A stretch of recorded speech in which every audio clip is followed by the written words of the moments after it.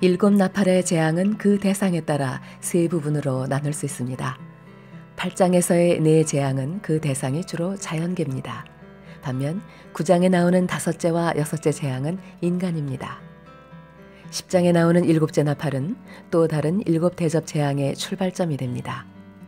그런데 오늘 본문을 보니 이 큰 재앙을 당하면서도 사람들이 회개하지 않습니다. 우리 한몸 가족 여러분들은 하나님께서 회개하라는 사인을 주실 때 바로바로 회개하고 계신지요? 오늘 우리에게 주시는 하나님의 말씀은 요한계시록 9장입니다. 다섯째 천사가 나팔을 불었습니다.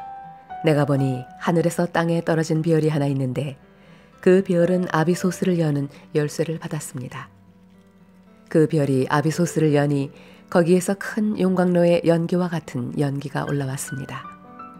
그래서 해와 하늘이 그 구덩이에서 나온 연기 때문에 어두워졌습니다. 그리고 그 연기 속에서 메뚜기들이 나와서 땅에 퍼졌습니다. 그것들은 땅에 있는 전갈이 가진 것과 같은 권세를 받아가지고 있었습니다. 그것들은 땅에 있는 풀이나 푸성귀나 나무는 하나도 해하지 말고 이마에 하나님의 도장이 찍히지 않은 사람만을 해하라는 명령을 받았습니다.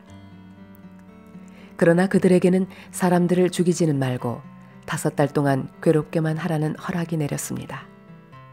그것들이 주는 고통은 마치 전갈이 사람을 쏠 때와 같은 고통이었습니다. 그 기간에는 그 사람들이 죽으려고 애써도 죽지 못하고 죽기를 원해도 죽음이 그들을 피하여 달아날 것입니다. 그 메뚜기들의 모양은 전투 채비를 한 말들과 같고 머리에는 금 면류관과 같은 것을 쓰고 그 얼굴은 사람의 얼굴과 같았습니다.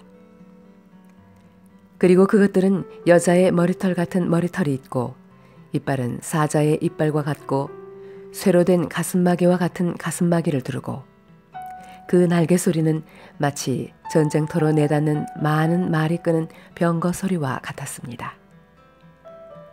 그것들은 전갈과 같은 꼬리와 침이 달려 있었는데 그 꼬리에는 5달 동안 사람을 해할 수 있는 권세가 있었습니다. 그것들은 아비소스의 사자를 자기들의 왕으로 떠받들었는데 그 이름은 히브리 말로는 아바돈이요 그리스 말로는 아볼로온입니다. 첫째 재앙이 지나갔습니다. 그러나 아직도 2가지 재앙이 더 닥쳐올 것입니다. 여섯째 천사가 나팔을 불었습니다. 나는 하나님 앞에 있는 금제단의 4뿔에서 울려나오는 음성을 들었습니다. 그것은 나팔을 가진 여섯째 천사에게 큰 강 유프라테스에 매여 있는 4천사를 풀어놓아 주어라 하는 음성이었습니다. 그래서 그 4천사가 풀려났습니다.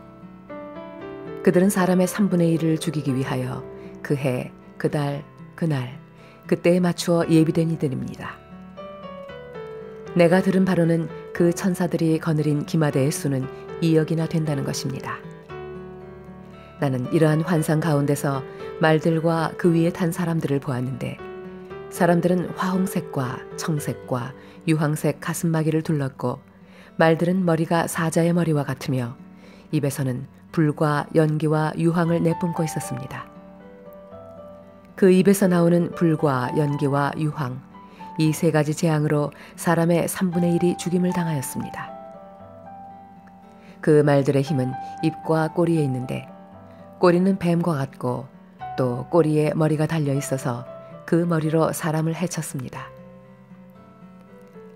이런 재앙에서 죽지 않고 살아남은 사람이 자기 손으로 한 일들을 회개하지 않고 오히려 귀신들에게나 또는 보거나 듣거나 걸어다니지 못하는 금이나 은이나 굴이나 돌이나 나무로 만든 우상들에게 절하기를 그치지 않았습니다.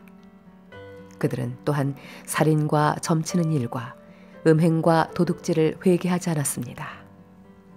아멘. 우리에게 주신 하나님의 말씀이었습니다.